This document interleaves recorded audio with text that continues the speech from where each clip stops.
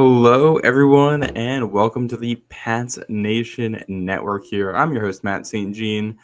Things might look a little bit different. No, Pat Lane. Don't worry, he's not gone. He'll be back later this week. He was in New Orleans for this one, enjoying his time in the bayou, hopefully, eating many beignets, having many a tasty beverage down there. So it's just going to be me tonight on the post-game show. Probably going to get you out of here a little bit quicker than normal because it's just me. But a big win for the Patriots.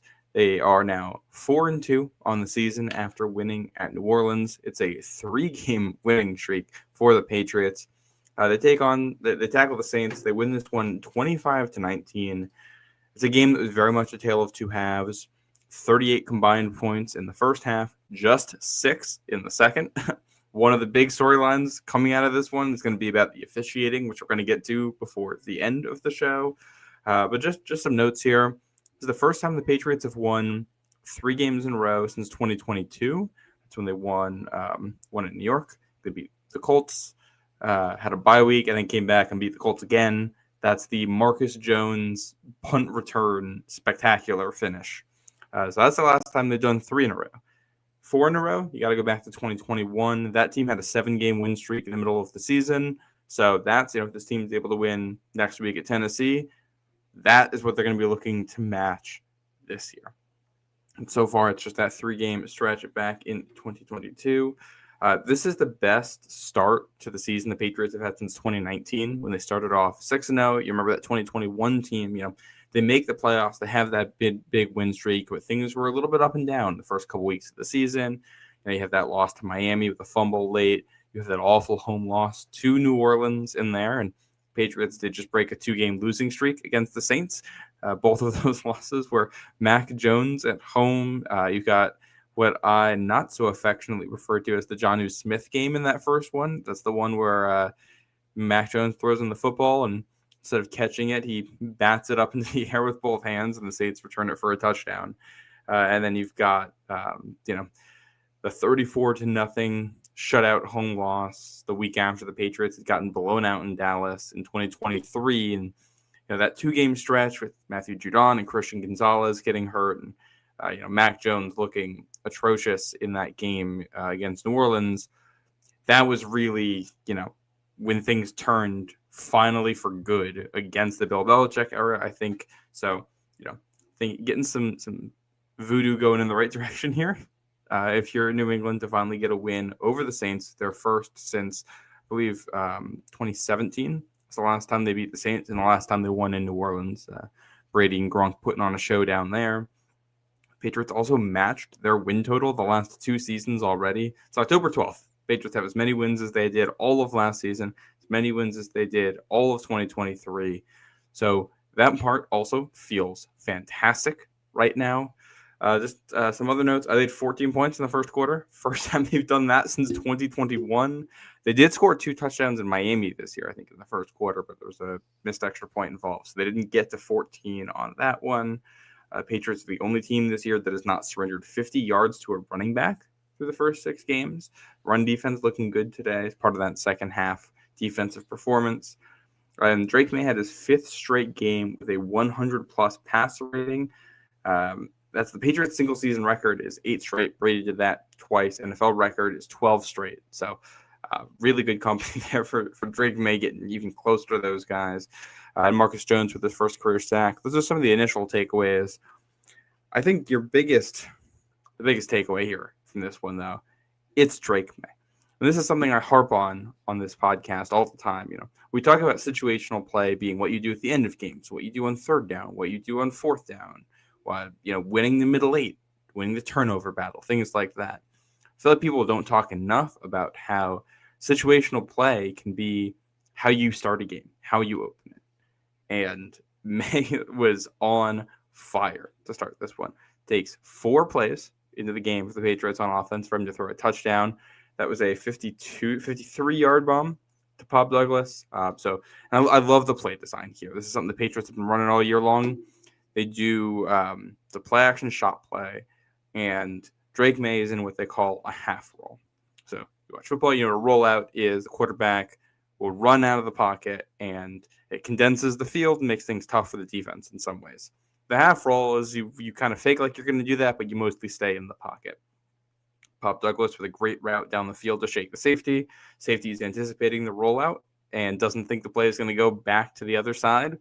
And May's got a great arm, hits Pop in stride. He makes one man miss, and he's into the end zone. So a hot start there for the Patriots in this one, which you love to see. On the road, trying to silence a crowd here, and especially after last week, you want to build on that momentum, and they absolutely do on the first drive. And they do that after he hits Booty for a 3rd and 9 conversion on the first set of downs, and what would be one of the stories of the day there.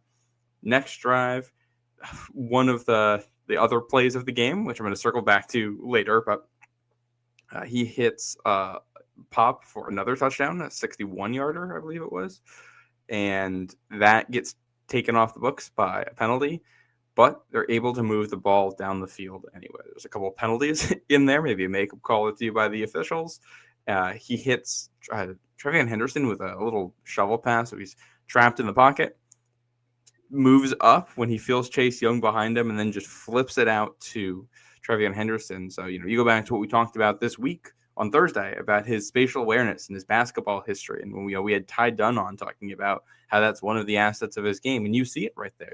Able to take a play that, for a quarterback with poor pocket awareness turns into a sack or a strip sack and turns it into a positive. I think they moved the chains on that one or got close to it. So a really good play, move the ball down the field, and then he hits Booty, that go ball or skinny post or whatever it is, hits him over the top. And Kayshon Booty, phenomenally strong hands to finish that, because that was a play through contact. DB ends up with the ball by the time they roll out the back of the end zone. But at that point, he had it for long enough. It's a touchdown. This is a day to remember for Kayshon Booty. We're going to see him again just in a second, because on the 4th offensive possession of the day, they score in the 1st and 2nd. Now we jump ahead to the 4th. 2-minute drill. A couple nice plays from Josh McDaniels. Some good play calls to get this started. May then hits Stephon Diggs on was a 3rd down conversion, I believe it was. No, second, I don't know. It moves the chains to Stephon Diggs, gets him the ball. They get the offense going, and then 29-yard touchdown to Kayshon Booty after that. Just behind the defense, finds a hole in the defense, gets into the end zone on it. 2 touchdowns for Booty on the day. First time he's done that in his career. He's got 40 of his family members in attendance. So I can't imagine the feelings involved of, going back to where you played college football, state of Louisiana. Everyone you grew up with, everyone you knew is there, and you catch not 1 but 2 touchdown passes in front of them. That's awesome stuff. Kayshon Booty, who has just taken another step in his development, and he's become a glue guy, a go-to guy in this offense. And that is, I think more than people expected out of him when we picked him. This is a 6th-round pick from Bill Belichick in 2023, and here we are in 2025 reaping the rewards of a guy who's stacked years and gotten better with each season. I made a comparison on Twitter earlier today to David Givens, and Givens was a guy who in 2002 didn't do much as a rookie, late round pick. 2003 comes on, but is, banged up, and he's a little bit hit or miss. He's a little bit all over the place that year. Some very good games, quiet in others. Then 2004 is where he really puts things together, and I think there's some comparisons to be made. They're very different backgrounds. They have Givens was a running back who converted to wide receiver, but I think similar play styles, possession guys, glue guys you can go to move the chains. So love seeing that breakout there, and May was absolutely on fire there in the first half. I think he was 11 for 13 with a perfect passer rating and 3 touchdowns in the first 30 minutes there. And that's great situational football. You just take it to them from the opening snap. There was one drive in there where they don't score. They get into the fringe of field goal range, 56-yarder-ish, something like that. 3rd and 7, they try a run play, doesn't get anything. 4th and 7, they decide they're going to go for it. I like the aggressiveness. Not a lot of defense in this first half. So I like that we're able to say, all right, we're going to push this. We like what we got going on. We trust our quarterback. We trust our receivers. We're hot. We know we're going to need points to win this game. So let's just go get them. Unfortunately, Garrett Bradbury snaps it to not Drake May. It throws it willy-nilly into the backfield there, and you end up turning the ball over on down. So But that's really your only blemish in the first half offensively. 3 touchdown drives outside of it. And on that last one, you punch in a 2-point conversion as well. They get up to 22 points, make it a 6-point game, 22-16 lead. Awesome stuff. And May's humming at that point. Now, things slow down a little bit in the second half. I think some of this was, Saints defense making a couple decent plays. Some of it's the running game. We're going to get to the running game here in a couple minutes. But you've got that bizarre sequence where multiple third down conversions get overturned with 3 consecutive penalties against the Patriots. But one of those, amazing throw from May down the sideline. He hits Diggs, and they would have converted on a 3rd and 17. And he hit Hollins for a third down conversion that gets called back before that as well. So some really good plays that don't end up counting for you on the stat sheet. And then at the end, when you have to have it, 3rd and 11, under 3 minutes left in the game, you're up by 6 points. It's Drake May. It's Kayshon Boutte. He puts the ball exactly where it needs to be. Boutte makes the catch, gets down inbounds. 2nd week in a row he's done that. And you're able to, catch a flight here to Nashville. So really, really good stuff there. May finishes the day 0.56 EPA per play. That is the 96th percentile.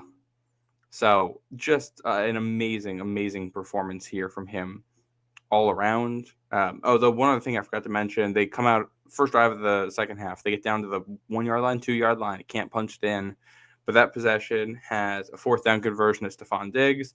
And then immediately after that, a 20-yard scramble from Drake May that gets you down to the goal line. So using his legs and using his arm, extending plays, working within structure, working out of structure. He really did everything you were going to ask out of him today. Finishes 18-26, 261 yards, 3 touchdowns. He had 28 yards on the ground, but that's including 3 kneel downs. So it's 6 carries for 32 yards without the kneel downs factored in there. This is the breakout we were looking for. And I think this is what has changed Pat and I's tenor on this entire season. May is playing like one of those guys right now. Playing like a top 10, borderline top 5 quarterback in the NFL so far this season. And this is, you take out that week 1 game where he looked overwhelmed. Things were new to him. Operating the offense was a bit of a struggle for him against that zone Raiders defense. Things hadn't clicked for him yet. Week 2, things click. And since then, he has been unbelievable. He's been sensational. And that shifts your expectations for a game, for a season, week to week, the way you view everything, because everything on offense goes through the quarterback, especially in this system. The run plays go through him too. He's the one making decisions at the line and audibling out of things and calling protections. Basically everything that happens on that field on offense, Drake May is having some sort of say. And this isn't like peak Tom Brady where he can do anything he wants at the line, but a lot of that's going through him, and he's going to be given a lot of power here because they trust him. He's a smart guy, and the offense has been humming the last couple weeks. And I think we're going to get to looking ahead here before the end of the show. But when you have a guy like that who can score whenever you need to score, who can get a first down when you need to get a first down, who can hit throws to all 3 levels of the defense from basically any spot. This isn't not a pocket quarterback. He can hit these throws from anywhere, like we saw in Buffalo last week. It stresses the defense in so many ways. It makes life difficult on them. And I think I go back to that first touchdown of the game. This is a play-action shot play. They've called this or similar versions of it many times this season. You're probably going to get this call 2-3 times a game of a similar type of concept where it's a play-action play. It's only going to be 2 or 3 receivers running routes. They're going to cross field and try to go deep. And if you can't hit something, maybe one of them's all the way deep, one of them is a little bit more intermediate, and you got something in the flat, or, there's variety here. But you're trying to hit the deep shot, and if not, you're going to settle for something shallower. And the Patriots have had to settle for the shallower one a lot this season just because defenses are taking away that deep look. And May has been excellent at recognizing and just taking what they're giving him. Can't go broke making a profit. And finally, someone messed up on the deep one and didn't play it correctly. And immediately he takes advantage of it. And I think this is another reason why Pat and I have been so excited so far this season. We know Drake May can do that. That's all over his tape at UNC. The crazy stuff, the weird plays, the getting into traffic and turning something into a good play, that's all over the tape. it was just the consistency that wasn't there, the ability to hit all the shallow stuff.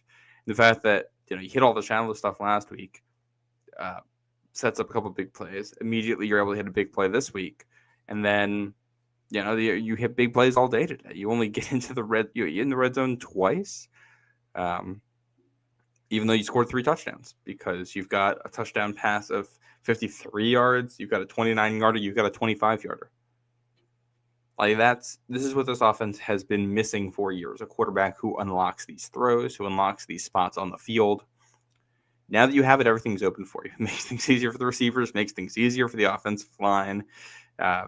Your margin of error gets a lot wider for all of these players because of this.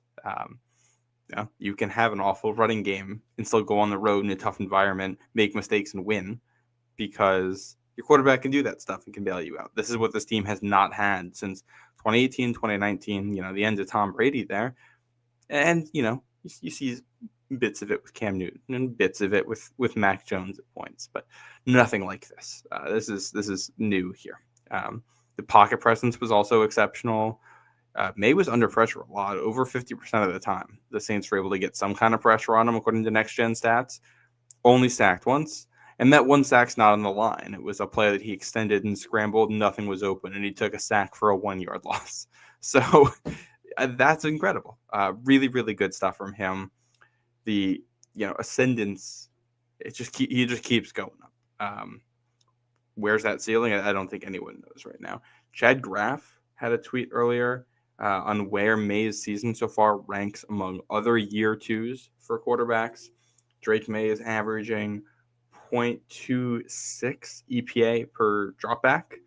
That puts him into a tie with Brock Purdy's second season, Dante Culpepper's second. Actually, he's just ahead of Dante Culpepper, just ahead of Ben Roethlisberger, got Jeff Garcia, Carson Wentz, Colin Kaepernick on here, and then he's like right behind Nick Foles, Patrick Mahomes, Lamar Jackson. Not that far behind them either. So he's in fantastic company through 6 games. A lot of time for things to change, for them to go up or for them to go down. We'll see where he ends up landing on that list. But as someone who was very high on May through the most of the draft process, I was very excited that he was coming to New England. I think this is exactly what we were looking for. We've got Dwabi in the chat here. Says, can't believe Drake May is our quarterback, man. Just a joy to watch. That's it right there. I think that sums it up. And I think as a fan, the way it changes your perspective. When you know you have a quarterback, it doesn't really matter who the other 52 guys are. You go into every single Sunday or Monday night or Thursday night or Saturday or Friday or whenever they're playing games, feeling like you have a chance. And it's, you go to work on Monday or you go to school on Monday or, whatever you got going on in your life. And you're excited because you just won the next game, and you're equally excited for that next game because you can go out and do it again. And this is something we haven't had in New England in a while. Other than that stretch with Mac Jones as a rookie, we just haven't had that feeling since Tom Brady left, where you just have complete confidence that the quarterback's going to give you a chance to win. And the joy that brings to just the viewing experience is amazing. It's nice to feel locked in watching football for the first time in a while. I'm always locked in watching Patriots football, but it hits another level when you have a quarterback that can compete with really anyone. And my favorite stat of the day, I tweeted this out earlier. This is from Ben Baldwin's site, RBSDM. He does a stat that it's one of my favorites. It's called series conversion rate. So for each series, each set of downs, you're looking at, what do you start with?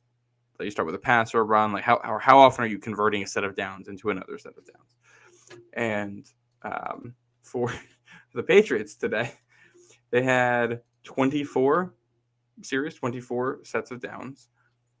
10 of them started with a pass. All 10 of those times, that set of downs ended with either a first down or a touchdown. So if you're putting the ball in Drake May's hands, good things happened every single series today, which you just don't see that. Incredible stuff, a day where your running game can't get going. And this is something, again, I think we talked about for years. when the running game couldn't get going, the Patriots didn't have quarterbacks who could elevate it. Now we do. Running game's not there, and it didn't matter today. Still over 300 yards of offense, still 25 points, and easily could have been more, especially with, the last drive. Your goal on that one isn't to score. You're just trying to end the game. So that's 25 points on 8 drives where you're really trying to score, plus one drive where you're able to ice it with a pass. Great stuff. Unfortunately, we do have to talk about the running game here, because this was a downer. Patriots have the lead the entire second half, try to run out the clock, and they just can't execute. On their last 3 possessions of the game, they had their 6 handoffs. 6 handoffs to a running back. Only one of them was a successful run. And it was a 4-yard run in 1st and 10. So they were trying to hand it off at the end to make something happen. It wasn't. A number of series there got blown up by the fact that running backs were running for a loss early. Your longest run by a running back today was 7 yards. And on that, I think one of the key possessions of this game, your defense forces a turnover, the only turnover of the game. You're already up by a score, and you're seeing if you can get one more on the board, make it a 2-score game late in the 4th. Ramondre Stevenson gets 2 carries that drive, -4 yards. Patriots have to punt after that, and just not able to take advantage of bad football from the Saints. I think this is a really frustrating element to their offense. And I think you look at the offensive line, all 5 guys on the line before the season, you would say, are better run blockers than pass blockers. So you have to ask the question, what's going on here? How did we get here? Ramondre Stevenson, outside of his fumble issues, I think tape-wise has looked good this year. I didn't think this was his best game there. I'll have to review the tape and see how things looked. Trevion Henderson did a little bit more today than Ramondre did, but he still is not his vision is still getting there at the NFL level. The biggest thing is that I haven't consistently seen the holes there, and they're just not getting a lot of push. It feels like this season, the Patriots running game has had a lot of handoffs up the middle for 3 yards. And you're hoping that, with those, you get a couple 5 and a couple 7, and then, a 20 to 25, a home run in there somewhere, house call. And those just aren't happening. There's really no explosive runs out of the backfield. And I think that's frustrating when, Ramondre Stevenson has shown in the past he can do it, and you drafted Trevion Henderson at pick 38 specifically for this purpose in this offense, hoping that he can do that as a rookie. Obviously, it's week 6. I think the biggest thing with this is probably just going to be the line. I don't think the guys are playing well enough as a unit so far. Run blocking, I think there have been issues with climbing to the next level on blocks. I do think the biggest thing is they're just not getting enough push, though. And, I look at the veterans here. Michael Wenu is someone who should be able to move guys back. He should be a people mover at his size, with his strength, which is his history and his knowledge of this offense. And he's been just okay, kind of at best, in that role. Garrett Bradbury has not been anything special, and he's been a great run blocker his whole career before this. Jared Wilson is still, he's going to make mental mistakes. He gets a lot more of a pass to me because he's a rookie, and you expect, growth, and you also are hoping that he's going to be able to step in at center at some point where your role as a run blocker gets a little bit different here.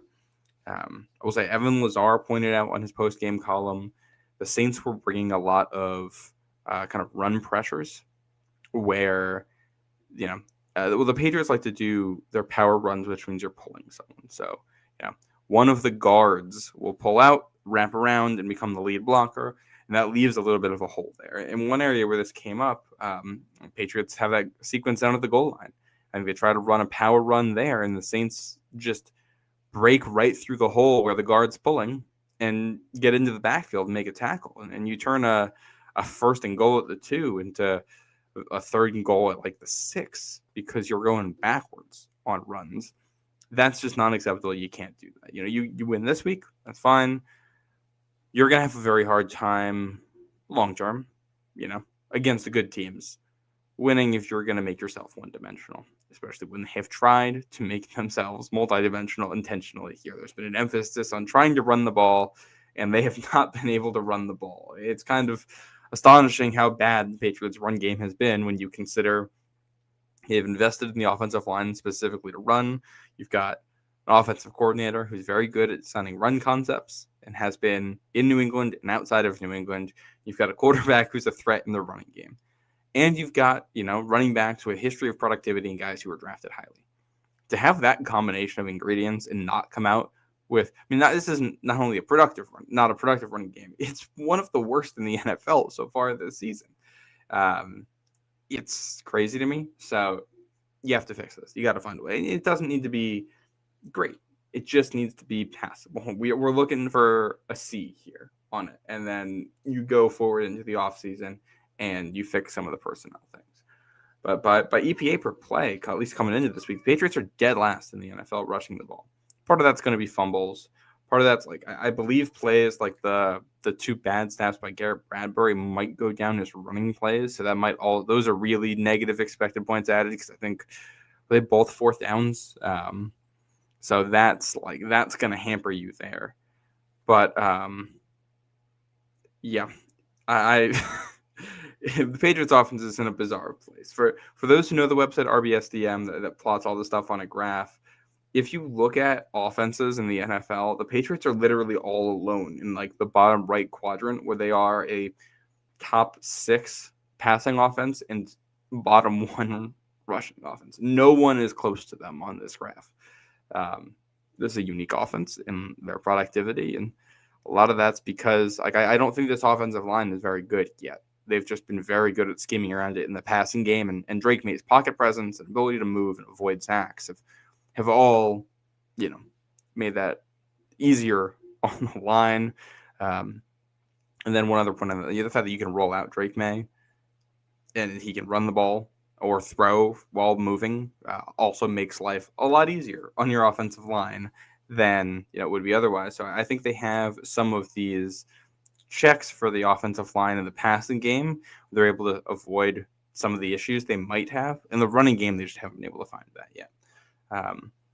But we'll see how things look. I don't know what the status is of Jeffrey Simmons for the Titans next week, but he's a good defensive tackle. And then you get Myles Garrett and the Browns, and then Carson Schwarzenegger, maybe defensive rookie of the year the week after that. So you're going to get two opponents here that might be able to give you a little bit of trouble on the ground. And this is an area where they're definitely going to have to get better. That's and you almost lose this game because of this. They're able to convert a 3rd and 11 to ice the game in the final 3 minutes, but they're only in 3rd and 11 because they can't run the ball. And if that ball is incomplete, the Saints are getting the ball back with over 2 minutes left, and they're down by 6. You got a chance to go win it in regulation, and you don't want to be in that spot. They did enough to avoid being in that spot. You got to win. Like Vrabel says, everyone gets a game ball. It's a team win. Didn't cost you today. Something that you're going to have to fix going forward because it might cost you in another game. We're going to get on to the defense here in a second, but I do have to pay the bills here. I do have an ad read, and this is the one that Pat usually does, so apologies if this is a little bit rougher than usual. But this episode is brought to you by Prize Picks. You and I make decisions every day, but on Prize Picks, being right can get you paid. Don't miss any of the excitement this football season on Prize Picks, where it's good to be right. It has been a very fun season in football this year. I've been having a blast with it. Patriots being good makes that a little bit easier. I know Pat had some picks this week that he usually talks about on here. I don't remember what his picks were, so I'm gonna let him update you guys when he gets back. We do our midweek show. But some guys playing great football out there, and Prize Picks can help you there. Prize Picks is the only app that offers stacks, meaning you can pick the same player up to 3 times in the same lineup. Want to pick more on Josh Allen's pass yards, rush yards, and touchdowns? Now you can pick them all in the same lineup, only on Prize Picks. Follow other Prize Picks players directly on the app and copy their lineups in one click. Whether it's a friend, a celebrity partner, or just someone whose picks you like, hit the follow button and check out every lineup they create in the new feed tab on Prize Picks.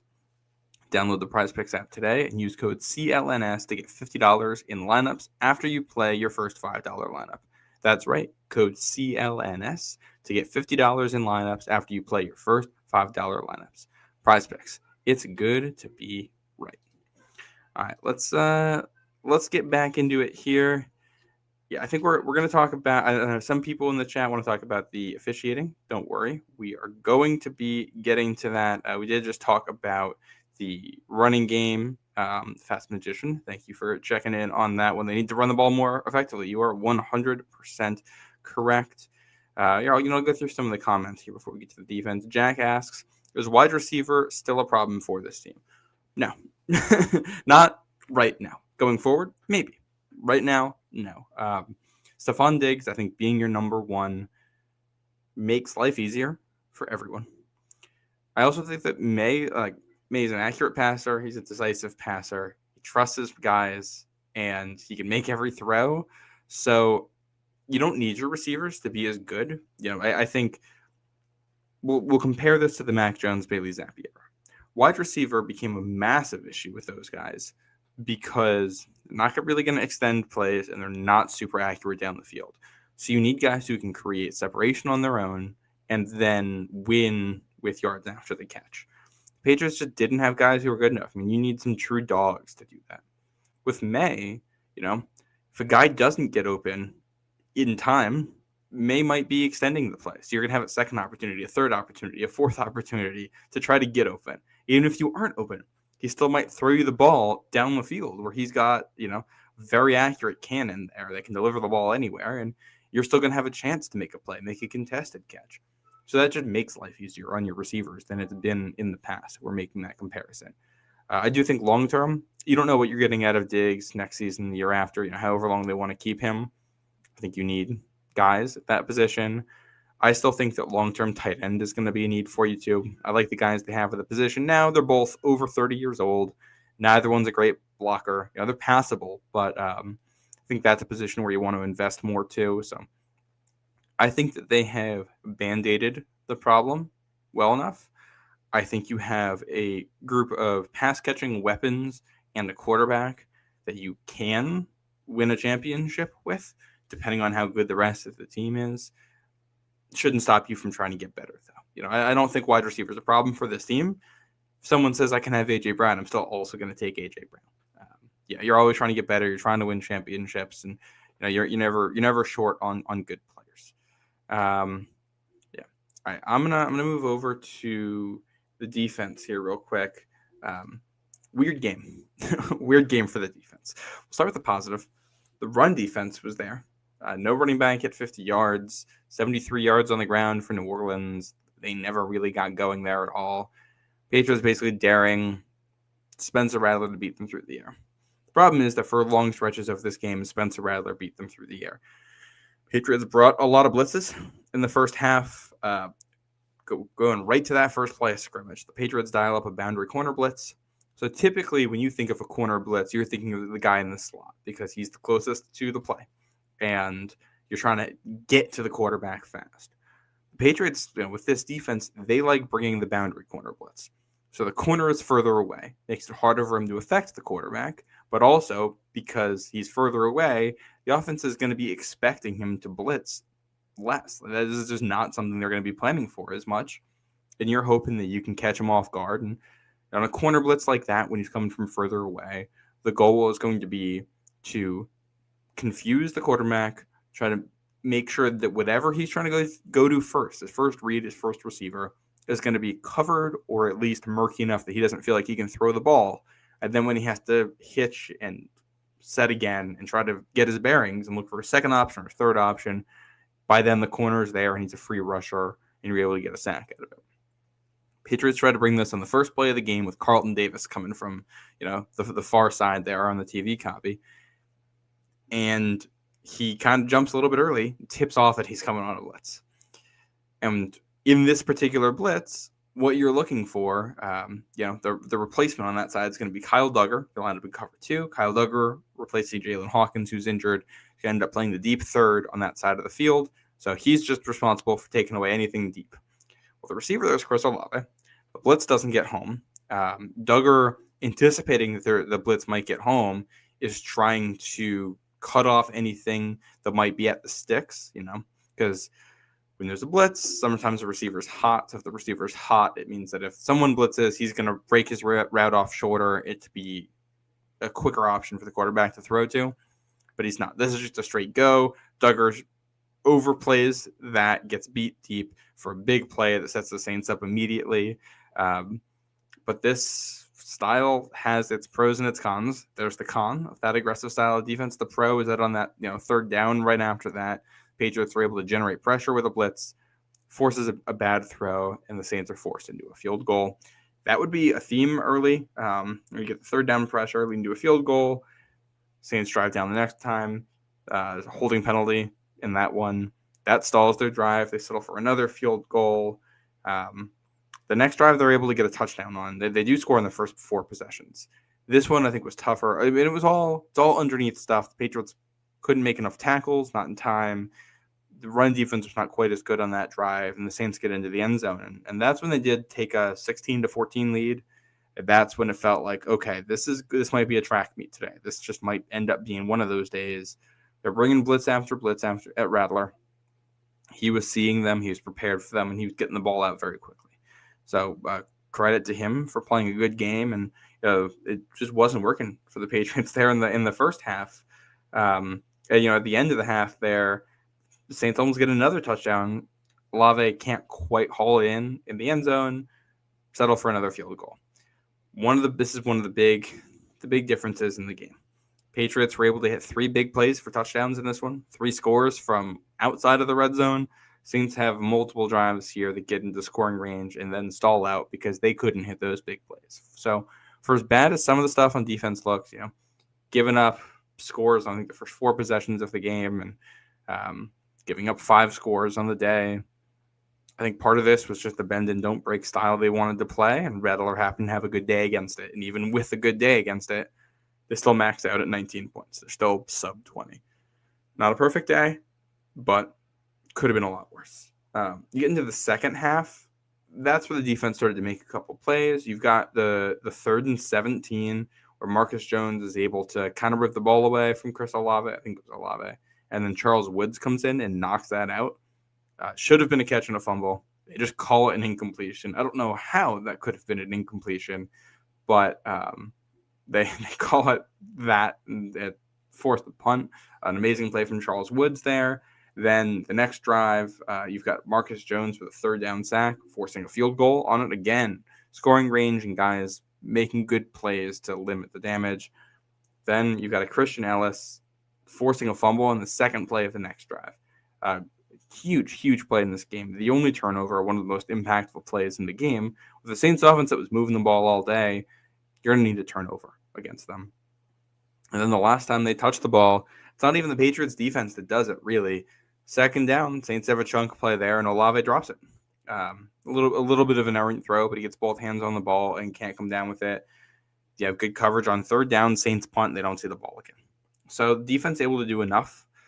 It's a weird game to evaluate because you give up a lot of yards, you give up a decent number of points, and a lot of these stops don't even come from you making a play. You've got offensive holding penalties, and you've got bad throws, and you've got drops, and Olave could have had a lot more production. Saints could have had an extra 4 points in here if he's able to haul one in the end zone. But also the style of defense you play in this type of game, this is the bet you're making. You're saying that you don't think the Saints offense is good enough to do this repeatedly, and say, we'll take field goals knowing that we think they're going to turn the ball over at some point, and we think that we can stop them from moving the ball every single drive. The bet works out for you. It's not perfect. It's not the cleanest game, but you're not playing for a shutout. You're playing for a win, and they get the win. So credit to the defense there. I will say for weaknesses, I do think this is the least effective we've seen their interior pass rush. I didn't see a lot of Milton Williams or Christian Barmore wrecking things today. I think just a little bit of an off day for them. I'm sure they'll be better against the Tennessee offensive line that's atrocious next week. But just not their day. But able to do enough defensively with a lot of things to address going forward. I think those are my big 3 takeaways. Also some other little notes. You win the middle 8. You get that field goal before the half with the 2-minute drill in the first possession of the second half. Wait, was that the? I gotta go. No, it was the touchdown before the half, and then the field. Yeah, and then the field goal coming out of the half. So you're able to win the middle 8. which is always important, and score on both possessions, and getting 11 points out of those 2 possessions. Situational football, putting yourself ahead by 2 scores early in the second half, it's a good spot to be if you want to win football games, especially when you're on the road and you want to take the crowd out of it, especially when you're going against a young quarterback and you want to make him throw the ball to beat you. We're talking about the Saints turning the ball over once. Patriots don't turn the ball over at all. For as bad of a day as the running game had, no fumbles for Ramondre Stevenson. Obviously nothing for Trevion Henderson either. No picks from May. I don't even think he had a really turnover-worthy play in this game. I thought he was exceptional there too. So like we said in the pregame show, play clean football, play your game. You'll win this one, and the Patriots did. You probably could have added another score if you wanted to at some point, but it doesn't end up coming down to that. 3 up, 3 down for this one. Up, I've got Belichick's last wide receiver class. I'm cheating all through the 3 up and 3 down to give more ups and downs to people. But Belichick's last wide receiver class, Kayshon Boutte with his first ever 2-touchdown game, the game's sealing completion. Pop Douglas should have had 2, but he has, I believe, a career-long touchdown. So amazing stuff for the 2 of them. Definitely on the ups list, and I feel awesome for Boutte with that crowd. But Pop Douglas is a guy who's been trying to find his home in this offense, and after struggling in some games a couple weeks ago, he's bouncing back. Love to see that. Love to see May willing to trust him with a play down the field. Also on the up list is going to be Drake May. How can it not be? He was so good today. If he keeps playing like this, it's going to be hard to keep him on the up list because this will become the new standard. But he's new enough at this. I'm leaving him on there. And then I'm gonna put defensive punch-outs on the ups list. This is going to be Christian Ellis forcing the fumble and Charles Woods as their 4th DB coming in and knocking that ball out with Marcus Jones on that 3rd and 17. Should have been 2 forced fumbles right there. It goes down as 1. But some really heady plays there. I also could have mentioned if we wanted to do Patriots linebackers. Robert Spillane, another good game. He was, I think, 11 tackles today. He was awesome. Big part of the running game not being effective for New Orleans. So good stuff there.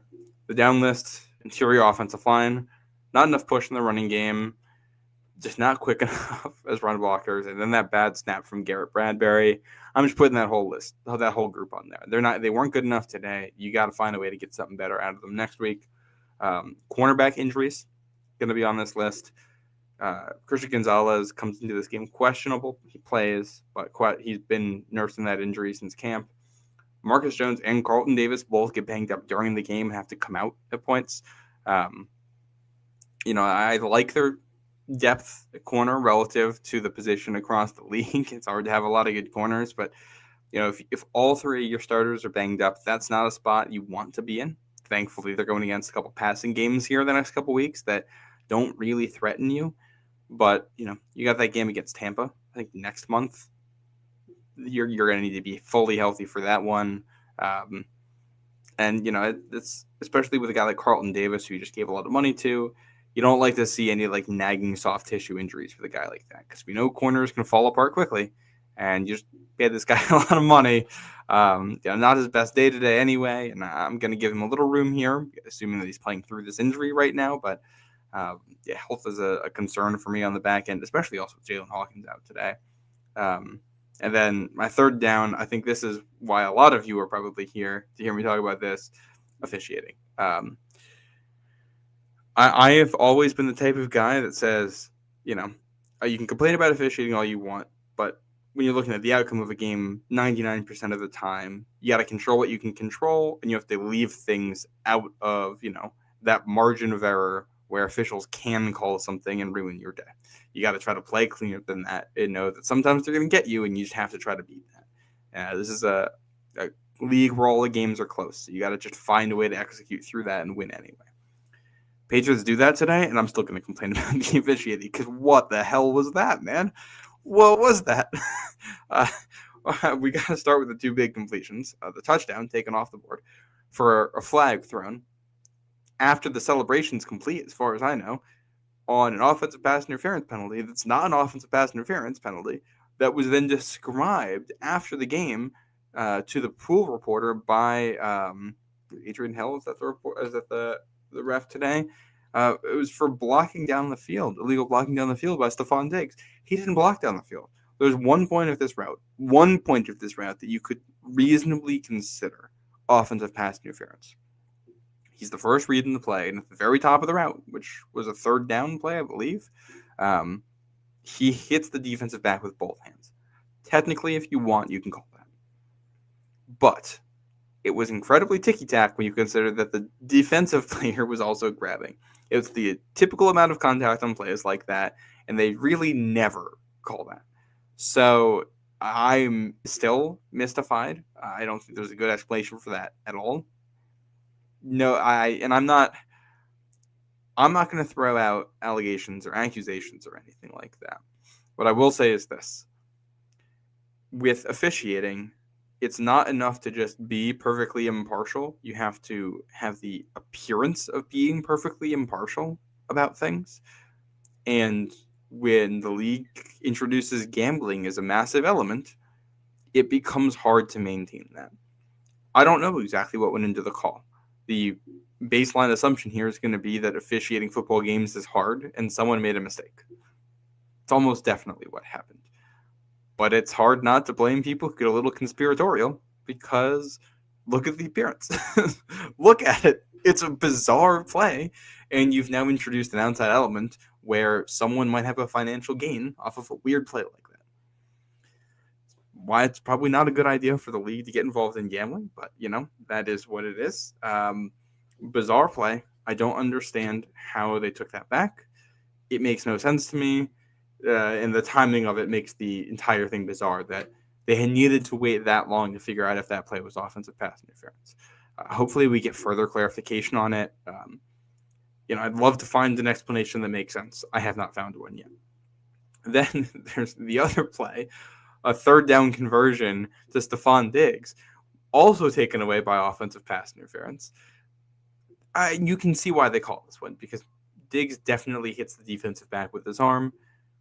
The problem is that, as far as I can tell, the replays they showed, there's no arm extension. It didn't really create any space, and it seemed to be him just kind of bracing and turning, looking for the ball, where he ends up making the catch. If you want to call it, you can call it. But the next play, 3rd and 27, down the same sideline, when Drake May throws to Mac Hollins, and the ball is just out the reach of his fingertips, when you have a defensive back actually grabbing him, if the first play in the sequence is enough contact for a pass interference penalty, the second play in the sequence also has to be enough contact for a pass interference penalty.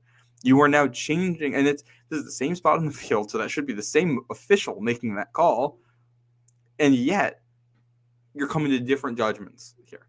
I don't get it. It doesn't make sense to me, and that's like 130 yards taken away from Drake May there.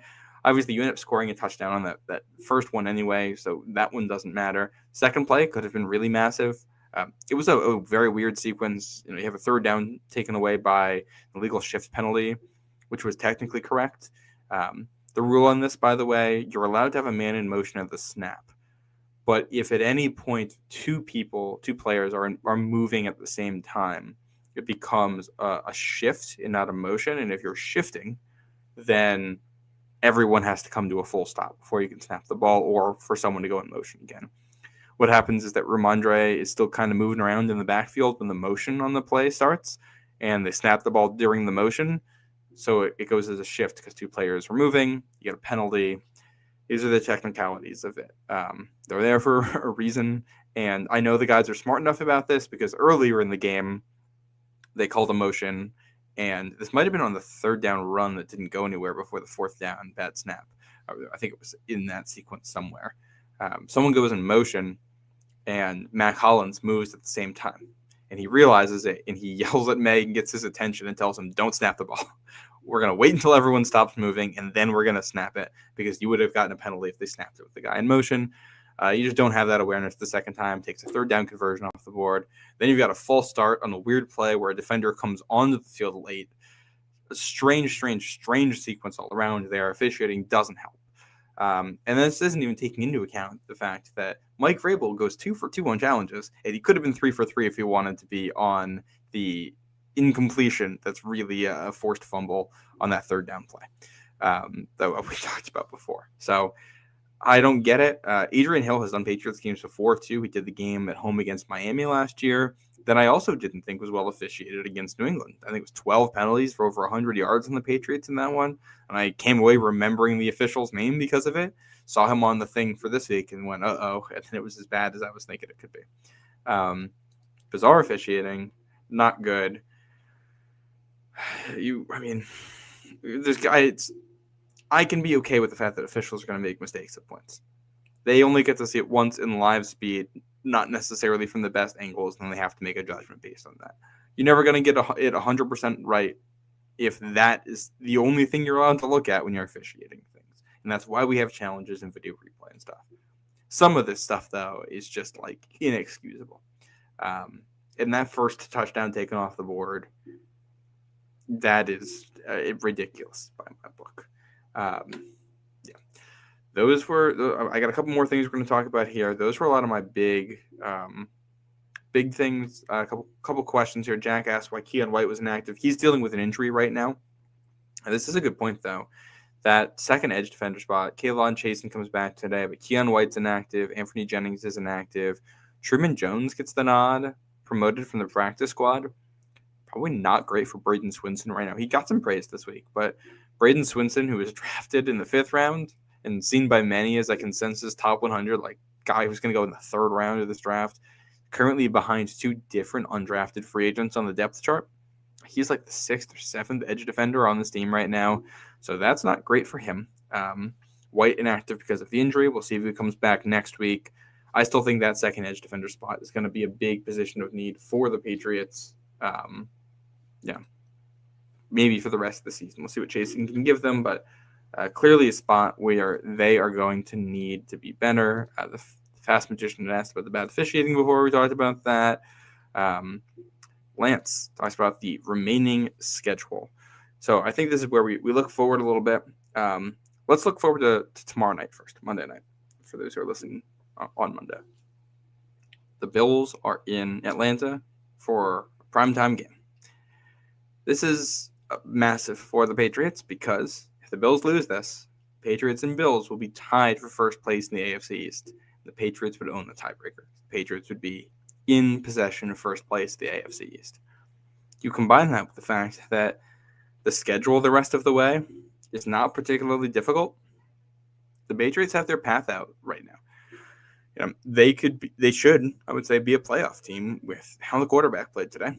And the fact that you're able to get a win on the road, even though your team doesn't play that great because of your quarterback, you got an opportunity here. So the schedule ahead, if we want to look at this real quick. Next week, they wrap up this 3-game road stretch by going to Nashville. They're going to go play the Titans. Titans lost to the Raiders today by 10 points. Cam Ward is struggling. That offensive line is awful. The receivers are not that good. Yeah, this is not a good Titans team. It's going to be a revenge game for Mike Vrabel, too, who I know is going to have them fired up. Can't drop that one. You're going to play the Browns, and you come back home at the end of October. They have no passing game. Their defense is good. That's it. You have to win that. You get Atlanta after that. I still don't know what to make of this Atlanta team. I have no clue what they are. So we're going to see how things go tomorrow night when they play the Bills. We'll get a better feel for what the Falcons are. And then you get another NFC South game there. You go to Tampa for a game that hopefully the Patriots keep playing well gets flexed. That'd be pretty sweet to get another primetime game here because you're playing well enough to earn it, or at least moved into that late afternoon slot. That's going to be a tough game to win. Tampa's playing well. A short week after that, rivalries game at home against the Jets. They are atrocious. That you have to win. You have Cincinnati. They looked a little bit better with Joe Flacco today. That game, I think, is a little bit tougher than it was a week ago. But without Burrow, they have not been very good. And then Giants at home in primetime. You should be better than the Giants. You might only lose 1 or 2 games between now and the bye. And that sets you up for a final stretch here of Buffalo, Baltimore, Jets, Dolphins, where you might control your destiny, at least for playoff hopes. If not, the division, depending on what the Bills do in that stretch as well. So you have an opportunity right here. I would love to see them take it. Going back to the officiating real quick, Jack says, why can't replay review step in? This is one of my gripes with officiating in the NFL is that, like I said, the officials get to view the play once in full speed from what will probably be a partially obstructed angle because there's other players in the field and it gets crazy. The average fan on TV gets to see the play like 5 different times in slow motion from every angle. Yeah, of course, we're going to do it better than the officials do when you have the access that we do. I really think the solution for the NFL, like what they should do here, is have basically a video official for each game, someone up in the box who watches and has the power of an official, can radio you down and say, hey, you got to do this thing or whatever. I think that would fix a lot of it because that person will get similar access to a fan, will get to see the game the way a fan does, and therefore just for appearance's sake, things that fans are seeing and being like, oh, that was weird. Why wasn't that a penalty? At least you know an official is also seeing that thing and has the ability to address it if it actually is.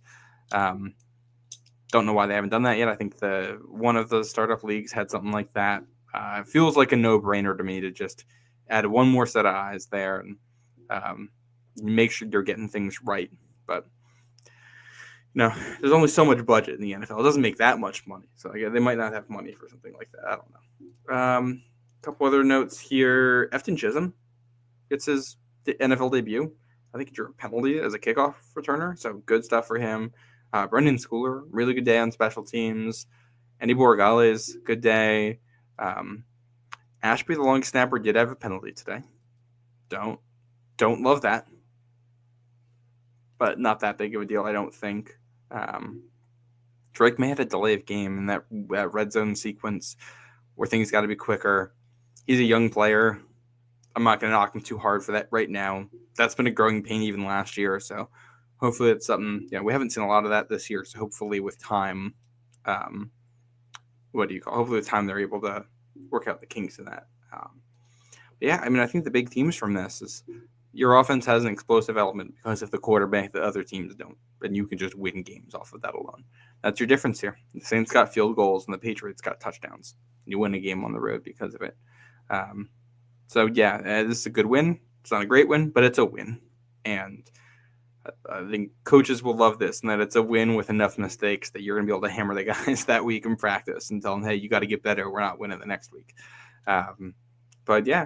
I think that's going to do it for this one. We're going to be out of here in less than an hour. So, this was a good time. I've been reading the chat this whole time. Obviously, I'm doing this solo, so I don't have as much attention for the chat as I might do during one of my shows with Pat. But reading it, love the interactions.